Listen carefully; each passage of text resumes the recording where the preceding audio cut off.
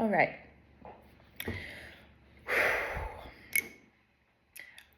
I have a really big insecurity that I really desire to share that I know is going to resonate for those of you who grew up with unstable households, unreliable parents, abuse, like foster care, whatever it was, like I did, and how I'm moving through it because, you know, they say that these things in childhood, they're just gonna like root in there and it's always gonna be like that. I really believe that we can completely change our whole entire reality, but it is not easy and it requires us to get really radically honest with how we operate. And really, when we have things, when we have triggers and reactions and things that we do that kind of reflect back to us like, oh, I didn't really love the way that I showed up in that way. Gosh, excuse me, Mom. I feel that most of us kind of just put it under the rug where we're like, okay, whatever, like I'll do better next time, rather than really, really getting really honest with what's underneath it and exploring that. So anyway, I just have to share a little bit of context of what this really has been for me because I actually never knew what home felt like, ever. I grew up with a single mom, until I was like 12 years old, and then I got into foster care. But even when I was living with my mom, like we were really broke financially. There was a lot of stress and a lot of struggle, and there was just lots of abuse, physical, emotional. It was just freaking chaos. It was actually really, really dark. And I'm really grateful that I got taken into the foster care system because that's where I started to develop some kind of structure and routine. Even though I bounced around actually from 14 different foster homes from when I was 12 until I emancipated from the foster system just before I was 18 to go figure it out. And but in that time, I was very blessed with this community that offered for kids to actually get therapy. So I saw a therapist pretty consistently through almost that whole 5 years that I was in foster care. Oh my God, it was only 5 years. It's so crazy to think about now. Anyway, the whole point of why I'm sharing this is because I always have had this fear that whatever I create is going to get swept out from under the rug from me. Like someone's not going to follow through or be reliable and it's all going to come crumbling down. Or something is going to happen where I got to like brace myself, and I've kind of always planned my exit. Planned expecting it not to work out. Like in a home, for instance, I have never actually signed a year-long lease. Ever. I've only done month to month because there's always been this thing that I've never really felt that I could actually depend on a place actually being my home base for a while. Funny dog chewing on this toy in the background. Anyway, I'm in this place where I'm getting my third place now that I really see as home. And I did this when I was in San Francisco. Like, I started becoming an entrepreneur because I was like, I'm creating fucking stability in myself. Like, I don't need any other instability of like being breadcrumbed and barely fucking getting by. Like, I knew I wanted to have an expansive life. So not only already did I have this deep-seated why am I coughing so much? Oh, it's probably because I smoked CBD. This deep-seated thing of already feeling a bit of instability and uncertainty in my life, but add that on with just having to play the system. I was like, that doesn't feel stable to me either. So I chose the life of being an entrepreneur, taking the risk on myself because I knew that I'm not limited on what I can create, but it does create instability in terms of like it's on me. It is on me to actually create the income to hold the infrastructure and the lifestyle that I choose and I create. So there has been times where I have made some mistakes along the way of it, naturally. I always say that there's no such thing as failure. There's literally only feedback, but I've gotten feedback from my journey in my life that I need to learn how to really be a steward with money and really be able to relax and receive in this way that, you know, I can create true stability for myself. Sorry, this dog is really distracting me. I cannot. Today is not the day that I can relax. Apparently. Jesus. Ugh. And I just.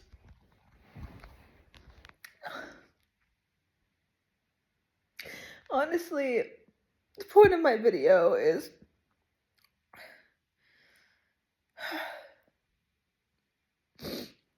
There is a gripping onto these old survival patterns that I'm breaking. Like, seriously, if you want the biggest soul evolution in your life, become an entrepreneur. I'm telling you. Like, when you're really faced with like your biggest things of what you're really creating for yourself, it's like it totally challenges you of like, can you trust yourself? Can you trust the universe? Can you trust that no matter where you come from, no matter what happened in your life, no matter how many times you've had you know, falling outs or unreliable people and you've just felt that you had to do it on your own, can you still actually fucking trust and surrender that everything is working out for you in your highest good? And the biggest feedback that I have seen is that that pattern has had me jumping ship and sabotaging with money, with the way that I have showed up in my business for myself, my health, and my mental well-being and everything. And it's not fucking easy. I had a dream last night, okay, that I was doing this masterclass with like 3 other people, and it was just so fucking annoying because I don't know, they just were saying, they were like waffling and going along like the wrong fucking words, and I was just like, oh my god. And they were like, oh, we want to redo it, and I'm like, okay, well, we need to redo the whole thing because this is like, it's just gotta flow basically. And they're like, okay, well, we need to go eat first, and they left and they just never came back. And I was like, oh my god, just feeling so frustrated, like, okay, I gotta do this shit on my own, like I gotta take care of it on my own. And it's such a reflection of how much that I have seen that happen in my business, in my life, with friends, with lovers, with homes. And yeah, that just like, it's almost like it's a self-fulfilling prophecy that me expecting these things to not work out, or people to not follow through, or the rug to be swept from underneath me, I create it. A self-fulfilling prophecy is when you kind of assume and act from that place and then it just throws it that way. I'll give you a concrete example. So the woman who was supposed to take over my sublet in Paris, she's subletting my apartment in Paris, was supposed to take over the apartment once I found my new place in Edinburgh, which I have. Yet suddenly she was like, I thought about it and I don't think that I want to take the place. And instead of me actually going automatically to being like, okay, we're gonna work it out, like, I expected this woman to just like flee and be out and totally leave me high and dry, and I instantly went into panic instead of negotiation or like calm like conversation around it. I was like, oh fuck, like I was like, oh god, I'm not gonna keep this place in Edinburgh. Maybe I gotta go back to my place because my cats are there too, and blah blah blah. All this stuff came up, and for me, it brought up so much around security. Like literally my left sciatic piriformis glute muscle which is the left side is all feminine around receptivity and softening and surrendering. And I feel it's interesting in the hip too, because our hip is very much like what we use to move forward, right? It's like trusting that me moving forward and doing these things is that everything is going to work out for me, or do I have to move forward and kind of brace and have that resistance to actually just moving forward and flowing into the life of my dreams? My hip is like, no, we can't trust. And I know it's connected to that because like my dreams are like, seriously, this is one of the biggest things you can drop in with your intuition around is like, what are your dreams? What are the core feelings that are coming up in your dreams? And what are the core, what's going in your body, you know? What are the core themes in life that you're experiencing in the mirrors of relationships and connections? And God, honestly, even in my business, like I have gone through times where, yeah, people say that they're gonna get started or say that they. I just had this woman, the woman I was waffling about yesterday, who said that I was a sellout and all this stuff. You know, I got on a call with her, and she was like, I really like adore you. If you ever need someone that's you know, to just talk things about like as a sister, even outside of business. And I appreciate that, and I could feel myself kind of pulling back because I was like, I don't know. And it's almost like me having that expectation created that experience. She experienced me a certain way, and then projected on me. But I'm also like, maybe I created that experience, but kind of not really opening up and trusting even her. So she decided to not trust me. It's a mirror. Fucking fucked up, man. I mean, in a good way. This is the fucked up piece around entrepreneurship. Because I'm telling you, like,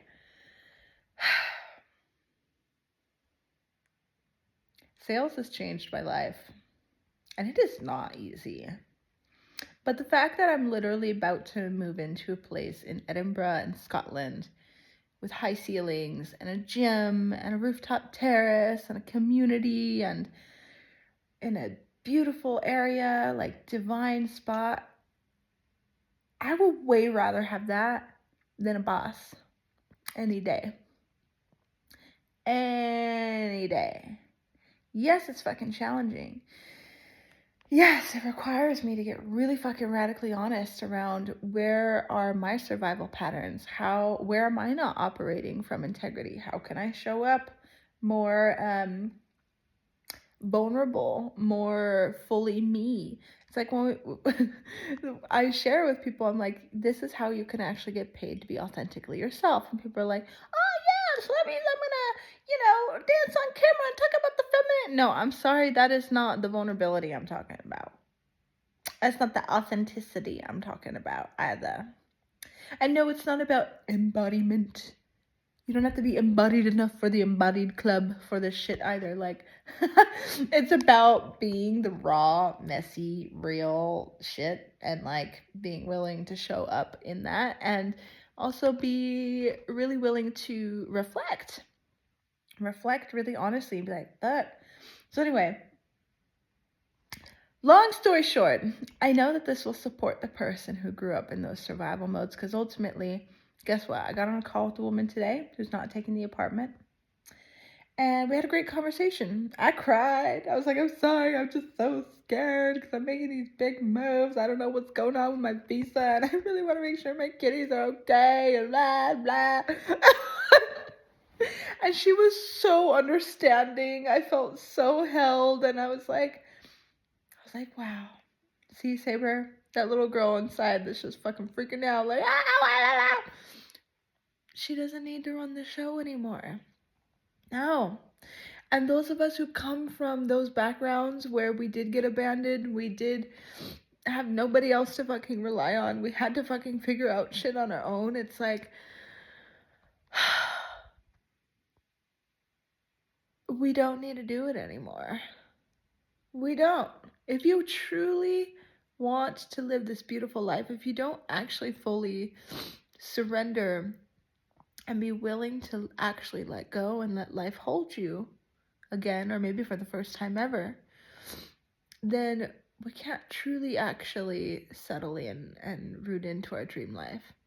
And I know that that is the remedy for me of this big fear of like, oh, if I create all this, then it's going to be swept under the rug. Not if I'm willing to trust.